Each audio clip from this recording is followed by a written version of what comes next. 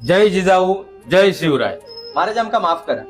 तुम्ही बांधलेलो 350 वर्षापूर्वीचा सिंधुदुर्ग किल्लो आज पण समुद्रात अजस्त्र लाटांका तोंड देत उभो आहे. आणि मालवण राजकोटात तुमचं बांधलेलं पुतळो त्याला 350 दिवस पण नाही झाले आणि तो आज वाऱ्यात कोसळता. ही अख्ख्या महाराष्ट्रात लाजीरवाणी गोष्ट आहे. किल्ल्यावर हल्ले होऊ नये ते कधी हल्ले नाही, पण आता पैशावर डल्ले मारणारे तसे करण्यापासून कधी ढळले नाही. त्यावेळी तंत्र जरी प्रगत नसले तर त्यावेळीची सत्वांची निष्ठा आणि स्वाभिमान ही त्या बांधणीची खासियत होती. आणि आज नेमकं याच गोष्टींच्या कमीमुळे हे ढेपाळणं सारखं चालू आहे. हे कुठेतरी थांबलं पाहिजे.